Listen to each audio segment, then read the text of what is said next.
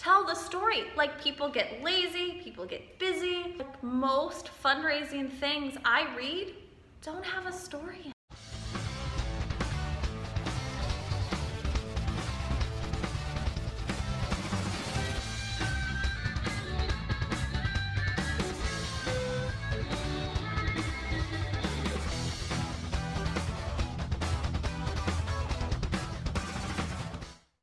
Fundraising, no matter what you're raising funds for, is specific, should have a name and a face, should draw people in with a specific story of a moment or a life. That's it. 99% of the time, that's what fundraising looks like.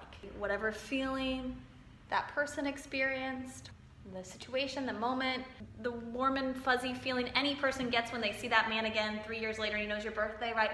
That feeling is what you're trying to represent through words and pictures in anyone, and that's what's going to draw people to give. So whether it's a video on Facebook, or it's a blog post, or it's a speech, or it's a lunch, whatever it is, right?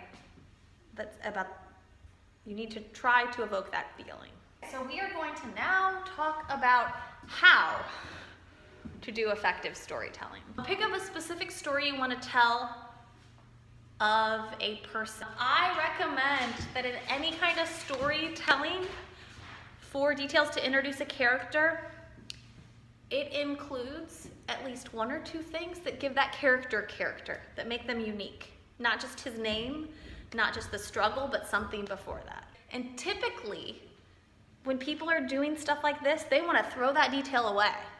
This is about emotion and storytelling, right? Not all the updates that you want to talk about. No matter where your character is at, has probably some goal, something he or she wants.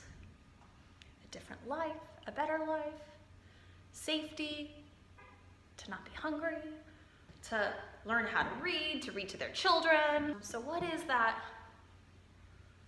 goal? And you want to make sure to incorporate that goal, or at least tease that goal in the first couple sentences of storytelling. And then you have a barrier to reach that goal. So what is that person or character's barrier to reach the goal? Probably there's a little bit of conflict, but there's also external, there's a villain, right? The conflict might be a little internal that I didn't know any better. There's probably something external too. The interesting thing about storytelling is that you as the organization swoop in to solve the problem, right? That's how we all want to put it. And then we swept in and their life was changed, and then we swept in and they had the most amazing experience in their lives, and then we swept in and everything's different. I recommend when you're doing storytelling to make the initial action by the character. What was the impact? And literally at any kind of storytelling, there should be impact, and then there should be no more than 3 sentences about the programming as it relates to the impact. So we're gonna get to the how to get your message out in the digital age now. I have been getting the comment quite often, Kelly, you're everywhere.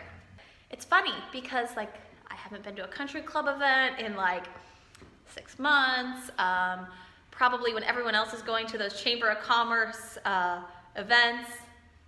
I'm at the gym.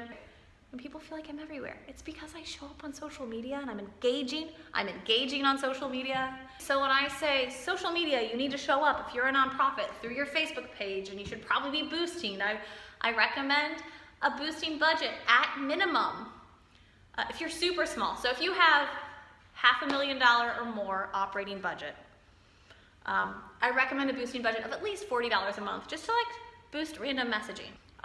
If you're smaller than that, be cognizant, but if you have content that's good, boost it. If you are spending time developing good content, spend money making sure that content gets in front of people. Don't expect, this is one of the donor messaging kind of pitfalls. People think, well, I post on Facebook all the time and ask people to donate, and I have that URL and no one clicks through and donates.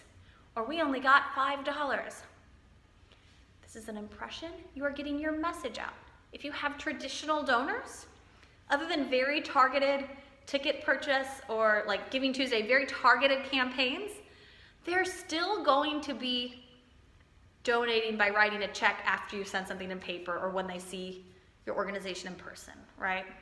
That's still their method of giving, primarily, for a traditional donor base. But they're gonna be consuming your content and becoming relationally connected to you and understanding your mission, and potentially you'll be attracting them to you for the first time through your storytelling on social media. You don't wanna overwhelm people with stories though. Like, this is kind of the weird thing, right? If you're doing storytelling only, like, people are gonna start to become immune to it. So, like, in my 3-month plan I'm gonna give you guys, it's like 1 a month. And then it's like, how do you get that all out across all platforms? It's the same as people get really excited about lots of likes. And Instagram really helps people like get excited about these things. It doesn't matter how many people like a post if the people liking it are not your target audience. So if it's a donor message to try to get more donors, right? And 50 people like it, but the 50 people, for better or worse, are all, right, clients that are friends of the person that was featured, or this is a lot internal staff. We'll post a bunch of staff pictures and then all the staff will share it, and like, you'll trickle in donor messaging like that way, but like, that's not the best Facebook post you ever had because the most people liked it. The whole goal is to present who you are as an organization to the people on the other side. And what easier way than to like have an authentic interaction via the social media? But perfect is overrated. Authentic is what people are looking for.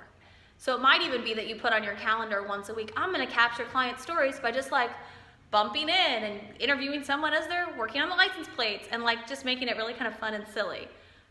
You know, you might wanna say, I'm just gonna go into one room and live video what's going on.